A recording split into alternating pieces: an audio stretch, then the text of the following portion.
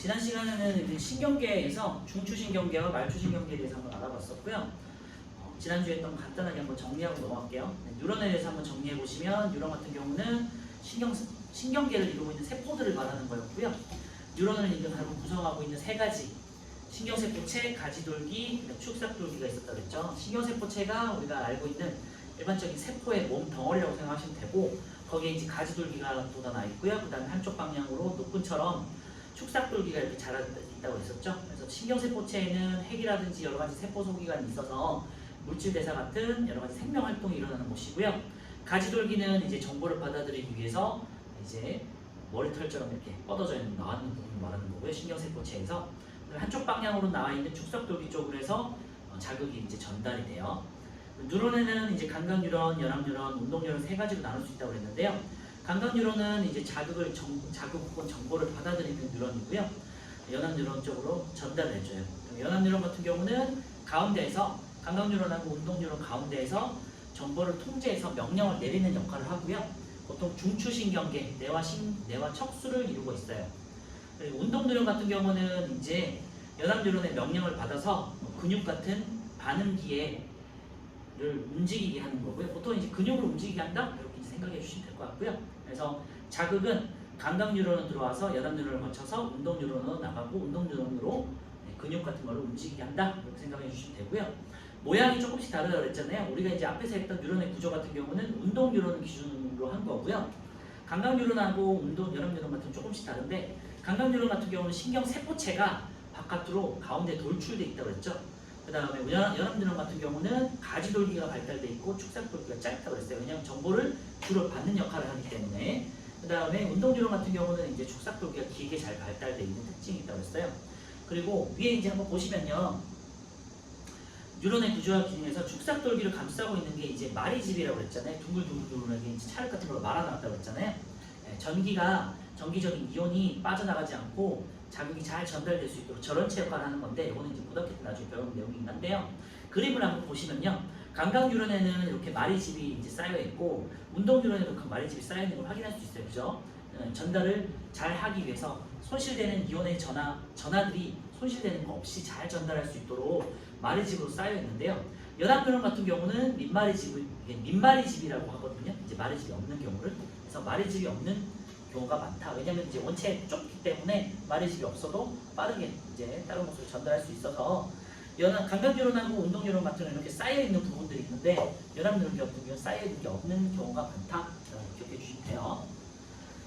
그리고 이제 중추신경계 같은 경우는 뇌와 척수로 구성되는 걸 말하는 거고요. 뇌와 척수를 이제 중추신경계, 뇌와 척수에서 빠져나가는 여러 가지 뇌신경이라든지 척수신경이라든지 이런 건 말초신경계라고 하고요. 중추신경계를 구성하고 있는 뇌와 척수, 말초신경계를 이루고 있는 건 감각뉴런과 운동뉴런, 그 다음에 운동뉴런에서는 채성 운동뉴런과 그 다음에 자율신경 이렇게 나눠진다고 했었죠.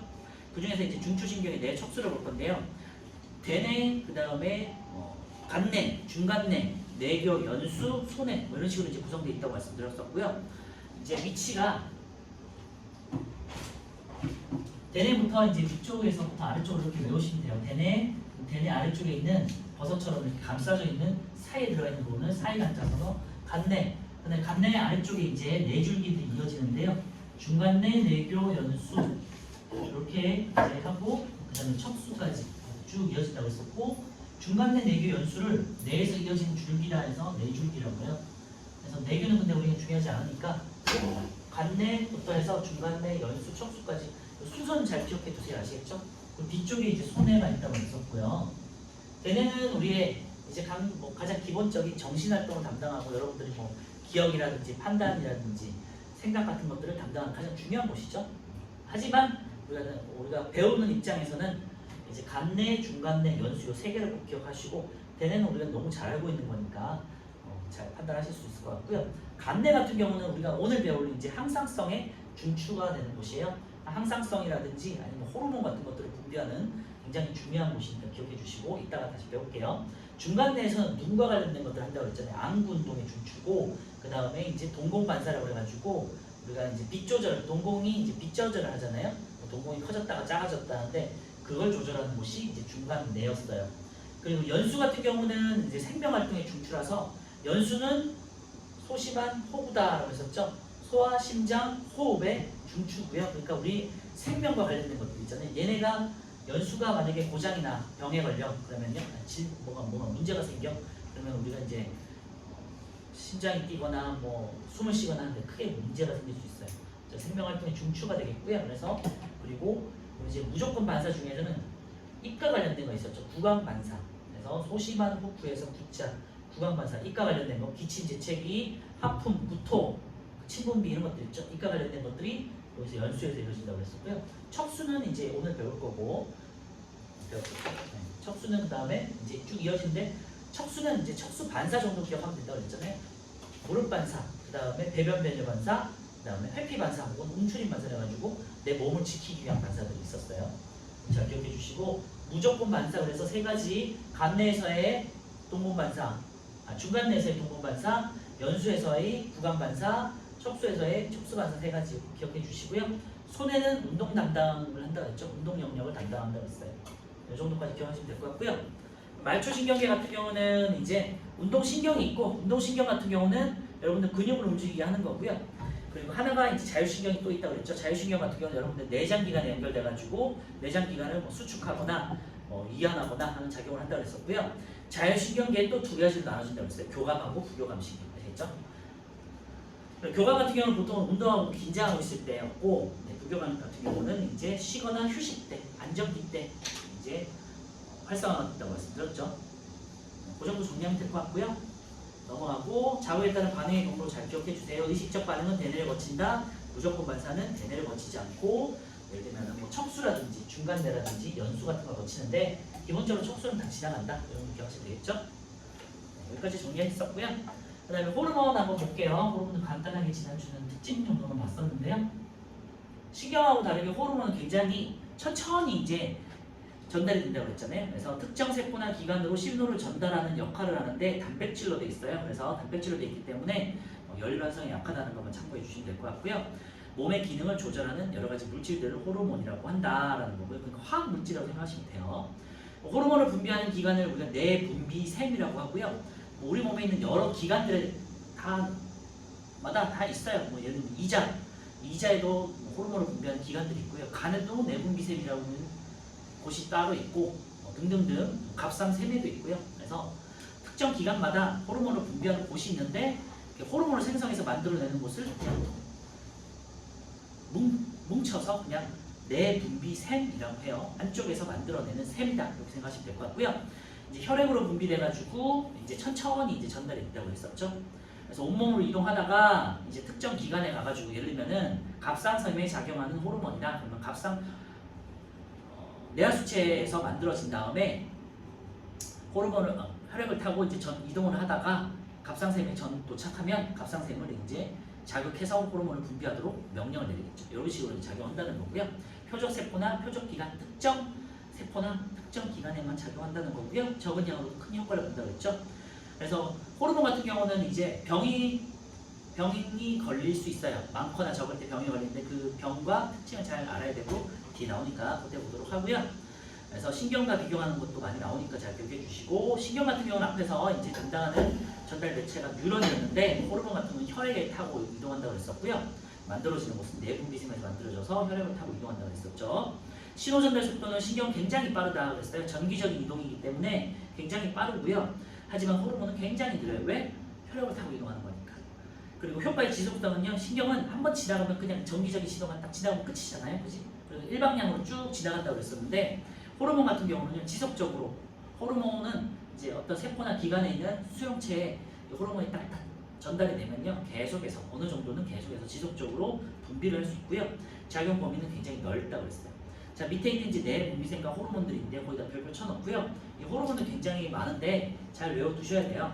기관하고, 호르몬이 분비되는 기관하고, 그 다음에 기능들을 잘 기억해 주셔야 되고요.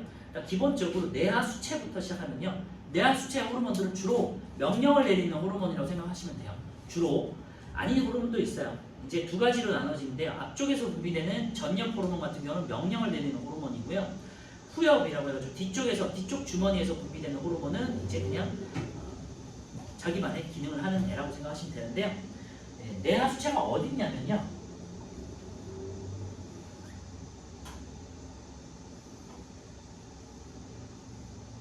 여기서 대뇌가 있고 대뇌가 있고 그 다음에 여기가 간뇌예요. 가운데 있는 뇌인데 여기가 시상하고 시상하부로 이렇게 나눠져요. 간뇌가 시상에 있는 아랫부분이라서 시상하부로 나눠지고요. 이 시상하부 쪽에 이렇게 작은 주머니 같은 게 달려 있어요. 여기가 시상하부 쓰이는 여기가 간뇌예요. 간뇌. 그래서 간뇌에 있는 시상하부에 이렇게 붙어 있는 부분이 뇌하수체라고 하고요. 그림을 보시면 이게 주머니처럼 생겼죠. 거기가 붙어 있는 부분이 간뇌예요. 간뇌. 근데 간뇌 중에서도 그 아래에 있는 시상하부 영역이고요. 원래 이제 뭐 시상인 시상하부까지는 외울 필요는 없지만 간뇌에 이어져 있다 정도 기억하시면 될 것 같고요. 여기에 주머니가 앞쪽하고 뒤쪽으로 나눠져요. 여기는 전역, 앞쪽에 있는 주머니 전역, 뒤쪽에 있는 주머니 후역 이렇게 나눠지는데요. 요거는 이제 자세하게는 우리 고등학교 때 배우도록 하고요. 그냥 간단하게만 그냥 할게요 오늘은. 그래서 이제 생장 호르몬, 갑상생 자극 호르몬 이런 것들은 이제 앞쪽에서 분비가 돼요. 참고로 말씀드리면 이건 참고니까 참고로 말씀드려요. 참고로만 하세요. 전역으로만 호르몬이 만들어지는 게 달라요. 만들어지는 곳이 다르고 그래서 그러니까 같은 주머니 들어있지만은 기원이 달라요. 그러니까 아예 다른 기관이라고 생각하시면 되고 전역은 시상하부에서 만들어진 것들이 전역에 와서 저장이 되는 거고 후역은 시상하부와 연결된 통로가 있어요. 이렇게 연결이 돼 있어요. 아예. 그래서 그냥 이렇게 시상하부에서 만들어진 호르몬이 이렇게 분비된다 이렇게 생각하시면 되는 건데 몰라도 돼요. 여튼 다른 기관이라는 건 기억하시고요. 어쨌건 정리할게요. 그래서 뇌하수체에는 생장 호르몬, 갑상생 자극 호르몬, 항인효 호르몬이 있는데요. 우리 중등에서는 생장 호르몬하고 갑상생 자극 호르몬 두 개가 중요한데 그 중에서도 갑상생 자극 호르몬이 제일 중요해요. 우리가 호르몬 배우는 것 중에 가장 중요한 호르몬이 갑상생 자극 호르몬이니까 1순위 잘 기억해 주세요. 자, 뇌하수체라는 이 기관에서 작은 주머니에서 분비되는 호르몬 일단 뭐 여러 가지겠지만 그 중에서 딱 세 가지만 배울 거예요. 생장 호르몬, 그 다음에 갑상생 자극 호르몬, 그 다음 세 번째 항인효 호르몬인데요. 생장 호르몬은 말 그대로 여러분들이 키가 크고 몸이 클 수 있도록 생장을 도와주는 호르몬이에요. 그래서 보통 이제 청소년기 때 많이 분비가 되죠. 생장 호르몬 같은 경우는요. 기능을 잘 기억해 주세요. 몸의 생장을 촉진한다는 데 있는데요. 뼈라든지 여러분들 근육 같은 걸 발달을 촉진시키는 호르몬이고요. 이 호르몬 자체가 스스로 뭔가를 뼈를 크게 하는 건 아니고요. 이 호르몬은 몸의 다른 기관마다 명령을 내리는 거예요. 자, 이 호르몬이 분비가 되면요. 뇌하수체에서 이 생장 호르몬이 분비가 되면 뼈로 가가지고 뼈를 크게 해라. 뼈를 길이 생장을 해라. 그 다음에 어떤 특정 기관에 가가지고는 근육을 발달시켜라. 또 어떤 지역에 어떤 호르몬에 가가지고는 뭐 이제 에너지가 필요하니까 에너지를 생성하라. 이런 식으로 해서 모든 기관에 몸이 생장할 수 있도록 명령을 내려주는 호르몬을 생각하시면 돼요. 자, 생장 호르몬, 몸의 생장을 촉진하는데 뼈 발달, 그 다음에 근육 발달을 촉진한다. 그래서 뼈와 근육 이렇게 써놓으시면 될 것 같아요. 오른쪽에. 그래서 생장 호르몬, 뼈와 근육 써놓으세요.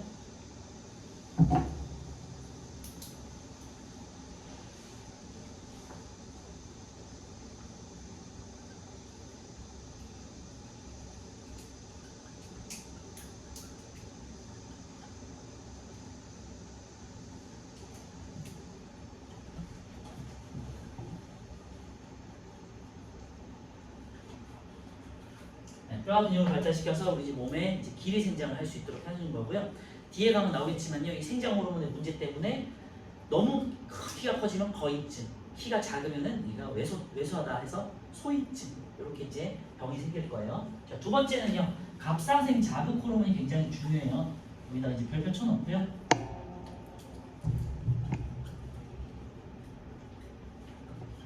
이제 갑상생 호르몬이란 티록신 호르몬이 있어요. 티록신에는 갑상생에서 분비되는 호르몬이 있는데 갑상생이라는 기관 처음 들어볼 텐데 여러분들 이게 목에 안쪽에 성대가 있잖아요. 우리 몸이 목소리가 나는 성대가 있잖아요. 그 앞쪽에 나비 모양으로 나비 넥타이처럼 이렇게 성대 앞쪽에 이렇게 둘러싸고 있는 부분이 갑상생이라는 호르몬인데요. 티록신이라는 호르몬을 분비해요. 이따가 뒤에 가서 말하도록 하고 이 티록신을 분비할 수 있도록 자극하는 호르몬이 갑상생 자극 호르몬. 그러니까 뇌하수체에서 갑상샘을 자극하는 호르몬을 분비시키면 갑상샘이 이 호르몬의 명령을 받아서 티록신이라는 갑상샘 호르몬을 분비를 하는 거예요. 알겠죠? 그래서 갑상샘 자극 호르몬은 갑상샘을 자극하는 호르몬이에요. 자극해서 티록신을 분비시켜요.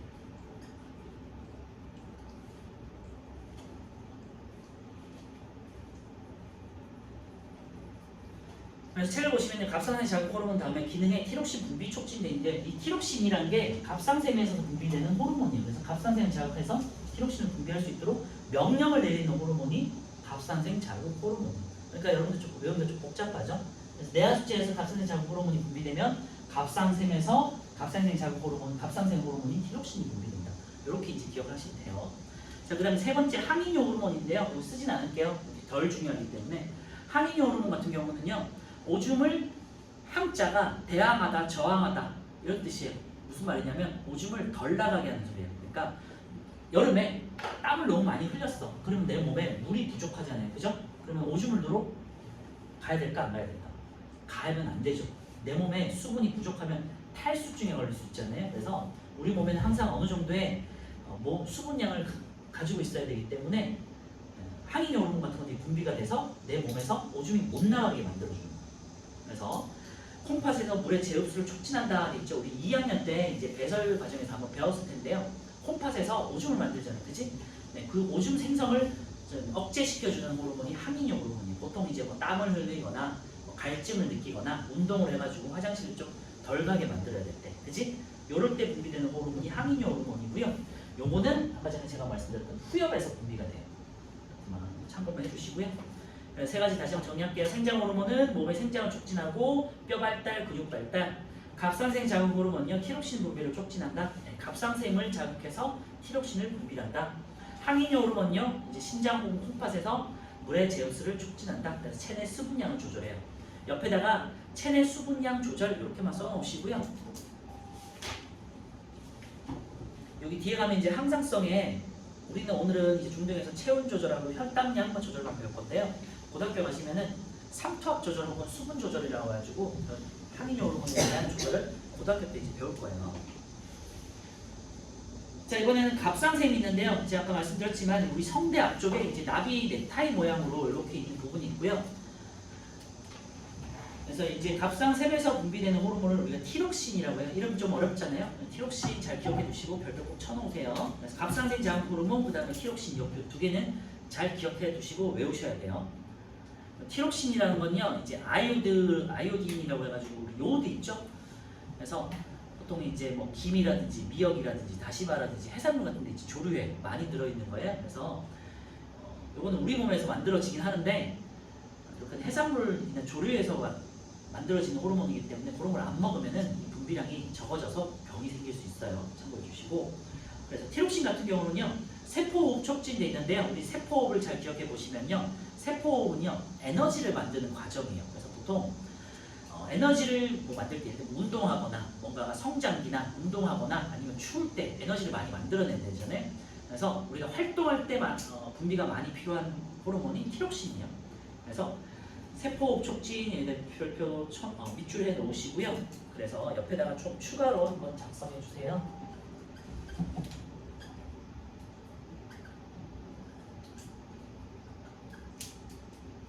갑상샘에서는 갑상샘 호르몬 혹은 티록신이라는 이름으로 이제 분비가 되는데 얘는 이제 세포호흡 촉진돼 있는데요. 여기 이제 물질 대사라고도 하고요. 그 다음에 겨울에 이제 열 발산할 때, 겨울에 너무 춥잖아요. 그러면 티록신이 분비가 돼가지고 우리 몸에서 열이 날 수 있도록 해주는 게 티록신이에요. 굉장히 중요한 역할하고요. 뭐 다른 호르몬도 다 중요하죠. 우리 몸에 안 중요한 호르몬이 없지만 우리가 배우는 입장에서는 고등학교 때까지 제일 중요한 호르몬이 티록신이에요. 그래서 항상성에서 항상 나오니까 참고해 주시고, 이 뒤에서도 항상성 파트에서 다시 한번 나올 거예요.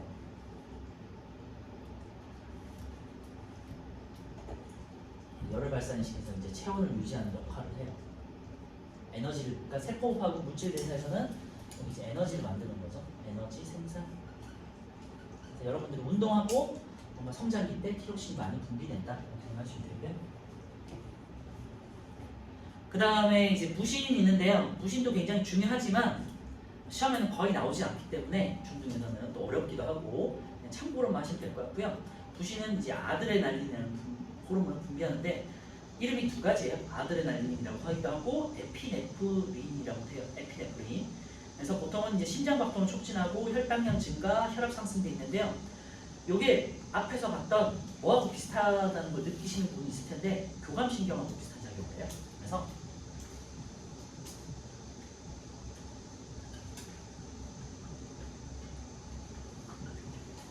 아드레날린 옆에는요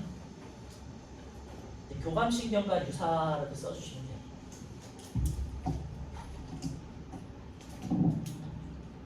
그래서 관내에서 말씀드렸지만 호르몬의 조절 주치이기도 하고 그 다음에 항상성의 조절 주치이기도 한데 이제 호르몬은 아드레날린 같은 걸 분비하게 하고 이제 자율신경 같은 걸 조절해가지고 이제 교감신경처럼 교감신경을 작용해가지고도 이제 둘이 비슷한 작용, 뭐 흥분하거나 운동을 하거나 할 때 교감신경으로도 작용시키고 호르몬을 통해 가지고 아드레날린 같은 걸 분비시켜가지고도 이제 동시에 이제 작용할 수 있도록 하는 거죠.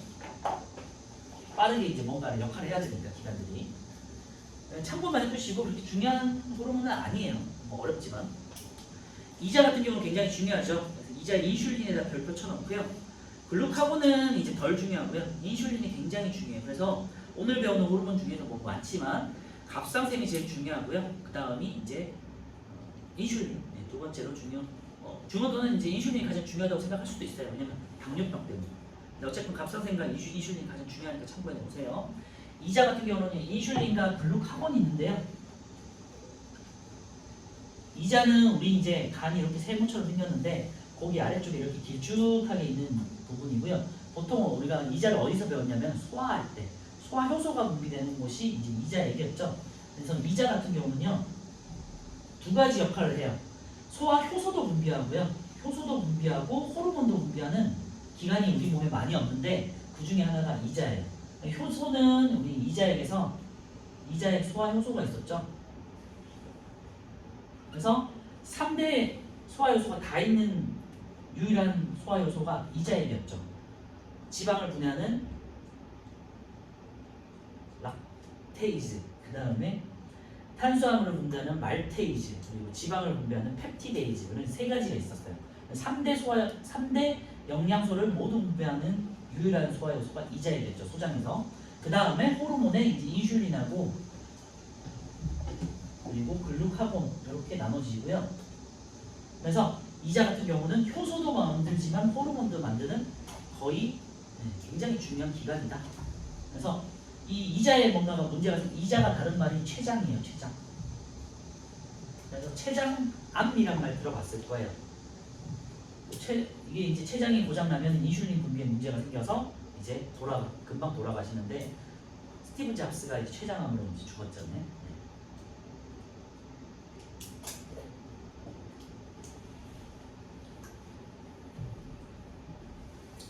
그래서 이자 굉장히 그 중요한 기관인데요. 이제 인슐린하고 글루카곤 이렇게 나누시는데요. 우리 앞에서 신경에서 보시면은 자율신경에서 교감하고 부교감이 서로 반대작용을 했잖아요. 그치? 네, 반대작용한 호르몬이 또 우리 몸에 몇 가지가 있는데 그 중에 한 쌍이에요. 인슐린하고 글루카곤이 서로 반대되는 작용을 저와 함께. 뒤에 가서 다시 다루긴 텐데요. 인슐린 같은 경우는 포도당을 우리 몸에 있는 글루코젠으로 저장을 하는 역할이에요. 포도당은 이제 육각형 포도당 하나짜리고 이거를 사슬처럼 이렇게 쭉 이은 거를 그냥 동그라미 표현할게요. 포도당 하나를 이제 그냥 단당류라고 해가지고 이렇게 하나라고 친다면 얘네를 여러 개를 쭉 이은 거를 글루카곤이라고 해요. 그래서 피 속에 포도당이 너무 많으면은 안 되기 때문에 적절하게 이제 조절해야 되잖아요. 그래서 밥을 먹었어.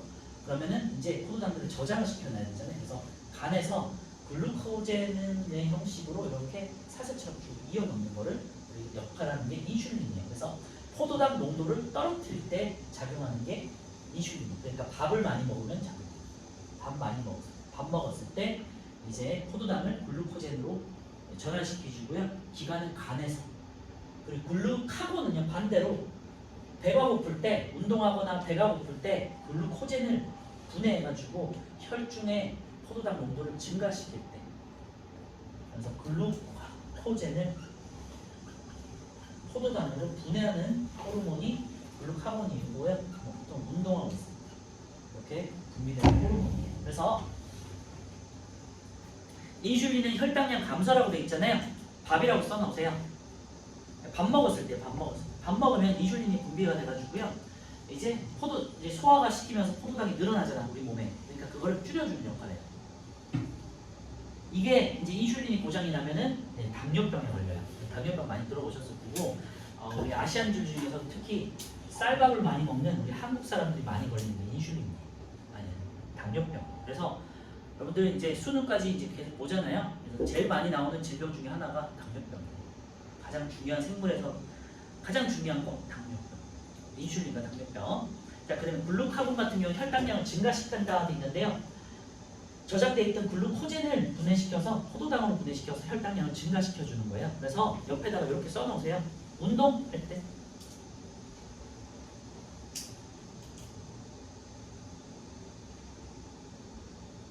이제 운동을 하면 에너지를 만들어야 되잖아요. 에너지를 만들 때 포도당이 쓰이잖아요. 우리가 세포호흡을 할 때. 그래서 포도당으로 이제 그 에너지를 만들기 위해서 글루코젠을 포도당으로 분해시키는 거예요. 자, 밑에 있는 난소하고 정소는 물론 중요한 호르몬이긴 하지만 그냥 참고로만 하시고 이름만 잘 기억해 두세요.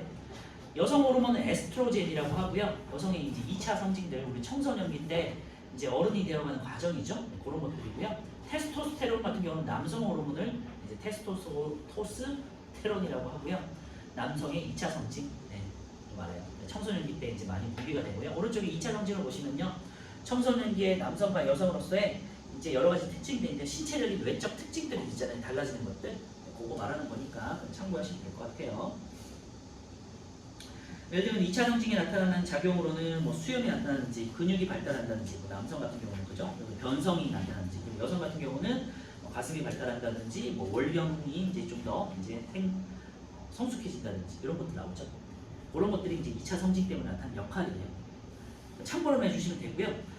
이제 호르몬들 중에 다시 정리하지만요. 뇌하수체에 있는 생장 호르몬, 갑상생장 호르몬 중요하고요. 갑상생에 있는 티록신 중요하고 이제 있는 인슐린 이렇게 4개 정도는 꼭 기억하시고 그 중에서도 갑상생에 있는 티록신, 그다음에 이제 있는 인슐린이 1순위. 아시겠죠? 자, 오른쪽에 9번하고 10번 한번 풀어볼게요.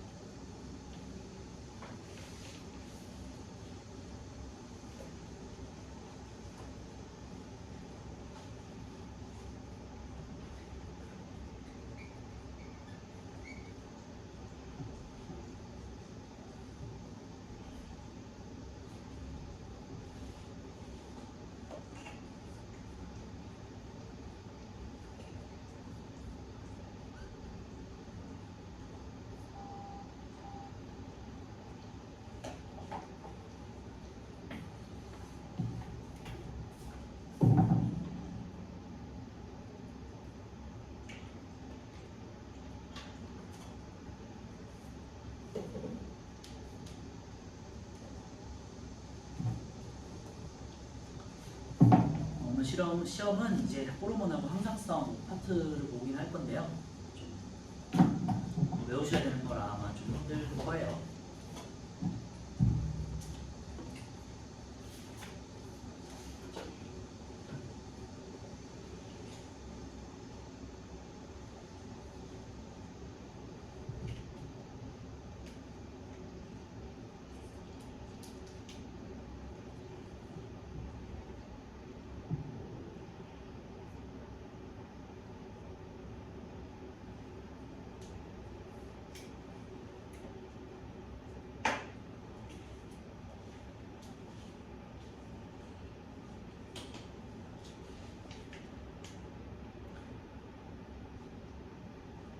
자, A는 뇌하수체가 되겠고요. 이름 잘 기억해 주시고 좀 어려우니까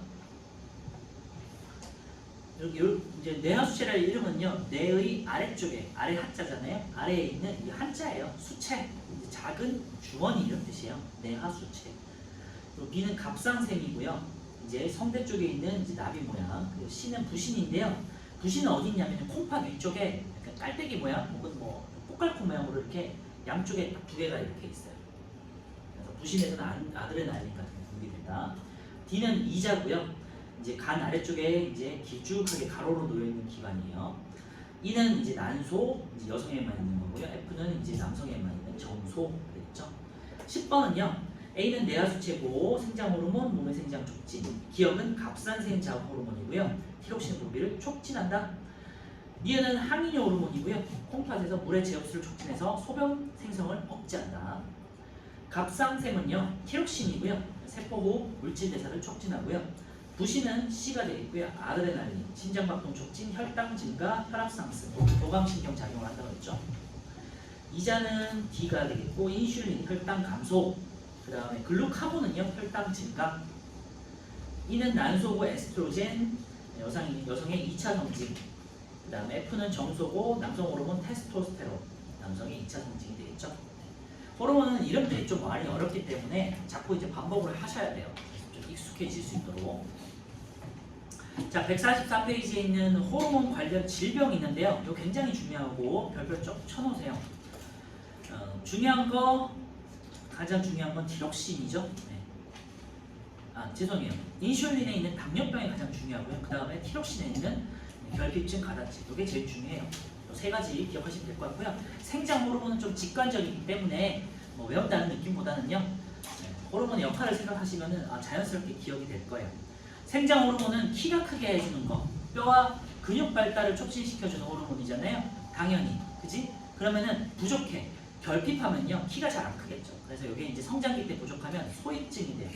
그래서 영화라든지 우리 주변엔 잘 보기 힘들지만 영화 같은 데서 오늘 많이 보시잖아요. 이렇게 난쟁이 같은 분들 있잖아요. 네, 연기하시는 그건 이제 CG니까.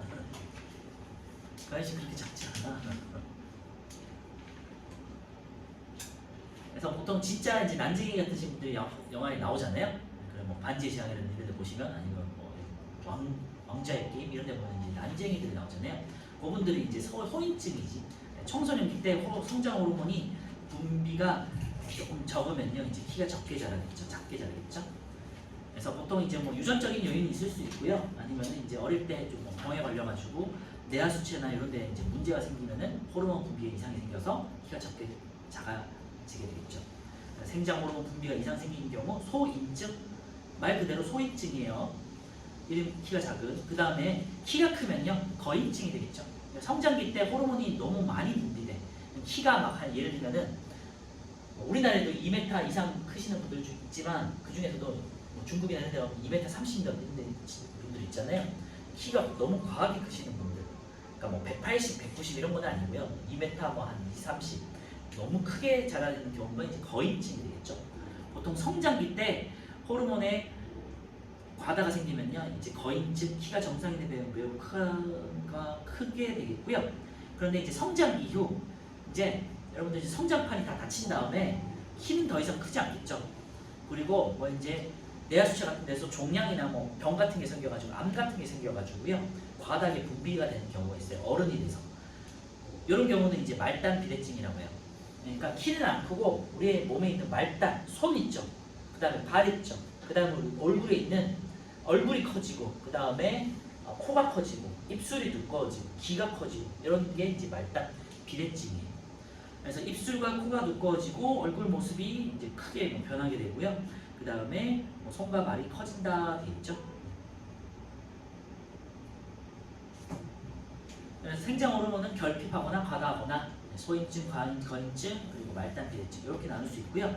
조금 약간 직관적으로 잘 알 수 있겠죠. 자, 티록신 같은 경우는 굉장히 이제 중요해요. 결핍하면 갑상생 기능 저하증인데요. 갑상생의 기능을 잘 기억해 보시면 돼요. 갑상생이란 거는 세포호흡이나 물질 대사를 통해 가지고 에너지를 만들어내고 우리 몸에서 체온을 유지하면서 열을 발산시키는 호르몬 열제, 그러니까 에너지를 생산하는 곳이라고 생각하시면 돼요. 자, 그런데 이제 티록신 분비가 결핍이 돼요. 그럼 어떻게 될까요? 열을 많이 못 만들어내니까 춥겠죠. 추위를 느껴요. 그리고 이제 에너지를 많이 못 만들어내니까 이 사람들은 어떻게 돼요? 쉽게 피로해지겠죠. 그죠? 쉽게 피로해지기 때문에 운동도 잘 안 하겠지. 그러니까 어떻게 될까요? 살이 찌겠죠. 그래서 체중이 증가해요. 그래서 밑줄에 넣으세요. 체중 증가. 왜냐하면 세포호흡이라든지 물질 대사를 잘 못하기 때문에. 그래서 옆에다가 뭐 물질 대사 X 혹은 세포 X를 이렇게 써놓으시면 될 것 같아요. 이제 갑상선 기능 저하증에 걸리신 분들은 이제 쉽게 피로해지면서 추위에 걸리고 이제 먹는 거에 비해서 운동을 안 하기 때문에 체중이 증가한다. 근데 요거는 사람마다 좀 다를 수 있어요. 특히 여성들 같은 경우는요, 갑상선 기능 저하증에 많이 걸리는데 보통 이제 여성들 많이 안 먹는 경우가 많잖아요. 많이 안 먹고 활동도 안 하기 때문에 체중 증가는 많이 없는 경우도 있어요. 대신에 쉽게 피로를 많이 느끼고 굉장히 사람이 좀 둔해지죠. 그런 경우는 많이 있어요. 그리고 이제 현대인에 많이 걸리는 병 중에 하나예요. 여러분들도 성인이 되면은 갑상선에 좀 문제가 있는 경우 굉장히 많이 있을 수 있어요. 참고해 주시고요. 우리나라에서 가장 많이 증가하는 암이 갑상선암이에요. 참고로. 두 번째 이제 과다 갑상선 기능 항진증인데요. 항진증이라는 건 항상 계속해서 진행된다는 소리예요. 그러니까 갑상선이 좀 많이 분비되는 거예요. 갑상선이 많이 분비되면 어떻게 될까요? 세포 물질 대사가 많이 이루어지겠죠. 그러니까 과하게 에너지 생산이 에너지를 계속해서 만들어내겠지, 그렇지? 그러니까 그리고 열도 계속해서 나오겠죠. 그러니까 추위를 느끼는 것보다는요 조금 이제 열이 많이 나올 수 있겠죠. 그리고 이런 분들은요 에너지를 계속해서 만들어내니까 맥박이 빠르게 뛰겠죠. 그리고 호흡이 가파라지겠죠. 호흡이 가파라지고 맥박이 빨라지고 근데 이제 에너지를 계속해서 과하게 하다 보니까 이렇게 몸의 주요 이제 얼굴 같은 부위가 조금 폭 들어가요. 돌아가면서 눈이 이렇게 바깥쪽으로 튀어나와요. 그래서 맥박이 빨라지고 호흡이 가파라지고 눈이 이제 돌출되고요. 그래서 가끔씩 이제 이런 병에 걸려서 탤런트나 영화 배우들도 가끔씩 이제 이런 병에 걸려서 가끔씩 TV에 나오는 경우가 있거든요. 근데 이제 치료가 되기 때문에 다시 돌출됐던 눈이 또 다시 들어가요. 신기하게.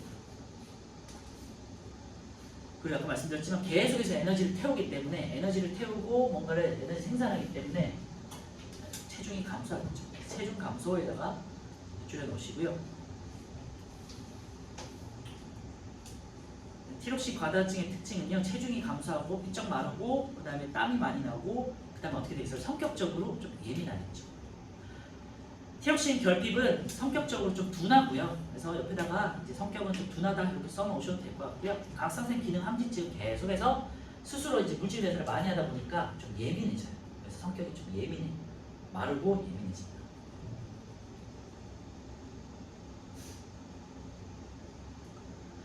자, 이번에는 이제 인슐린 가장 중요한 병인데요. 우리가 이제 여러분들이 중고등학교를 통틀어서 생물에서 가장 중요한 주제가 두 가지. 광합성하고 그 다음에 당뇨병. 요거를 이제 고등학교 다시 배울 텐데요. 오늘 간단하게 당뇨. 당은 포도당의 당자고요. 요자는 우리 오줌할 때 그 요자예요. 오줌 요자예요. 그래서 오줌에 포도당이 섞여서 나가는 병이 당뇨병이에요. 원래 우리 이제 배설할 때 배우시겠지만 콩팥에서 여가 된 다음에 재흡수를 하잖아요. 포도당이. 그치? 그래서 우리 몸에 100% 다시 포도당이 재흡수가 돼야 돼요. 그런데 포도당이 너무 과하게 분비가 되면 과하게 혈액 중에 포도당이 너무 과하면요. 이제 여가 되고 재흡수되는 중에 재흡수가 안 되고 일부가 이제 포도당이 빠져나가는 경우가 있어요. 오줌으로. 근데 포도당은 에너지를 생산할 수 있는 원료기 때문에 굉장히 중요한 거거든요. 근데 오줌으로 빠져나가면 어떻게 됐어요? 에너지 생산을 잘 못하잖아. 그치? 그래서 문제가 생겨요. 그래서 에너지 생산을 못하니까 쉽게 피로해지겠죠. 그리고 체중이 감소해요. 왜냐면 포도당이 계속해서 밖으로 빠져나가는 거니까. 그치? 몸에 저장을 못하고 계속해서 탄수화물 소화된 포도당이 계속해서 빠져나가요. 그러니까 체중이 감소하고요. 그 다음에 이제 여기다 밑줄 하시면 돼요. 오줌에 당이 섞여 나온다. 그리고 심한 갈증을 느낀다. 자, 요거 보시면요. 오줌에 당이 섞여 나와요. 그러면은 삼투압이 걸려요. 오줌에 당이 이제 섞여요. 그러면은 우리 몸에 오줌으로 나가는 쪽이 삼투압이 커지죠. 그러면은 어떻게 되죠?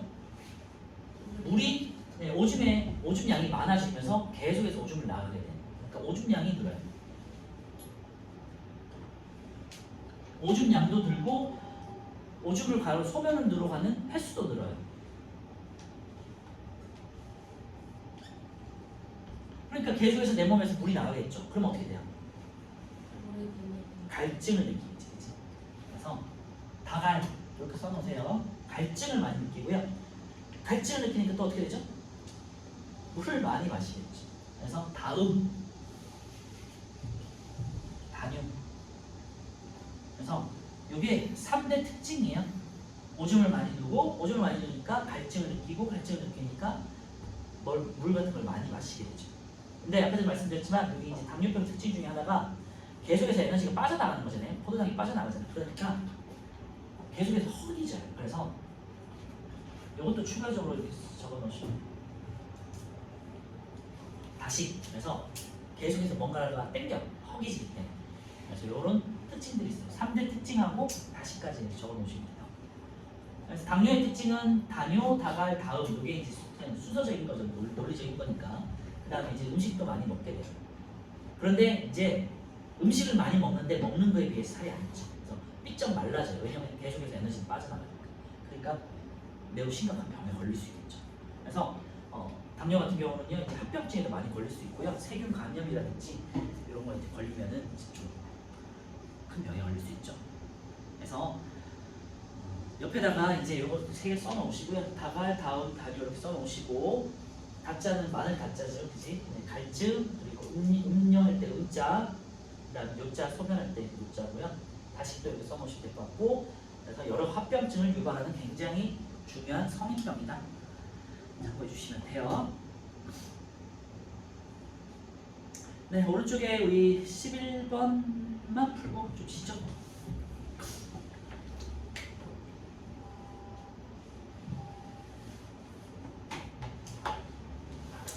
푸시면서 왼쪽에 이제 플러스 강의에 이제 1번에 몸속 수분량 조절 있잖아요. 요거 그냥 한 번만 읽어보세요. 항이뇨 호르몬이 어떻게 조절하는지만 그냥 보도록 하고요.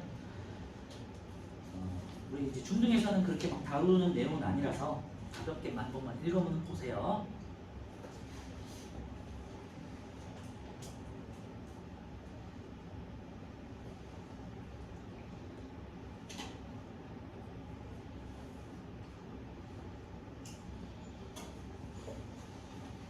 자, 11번에 1번은 티록신 분비가 부족해요. 그럼 티록신이 결핍증이겠죠.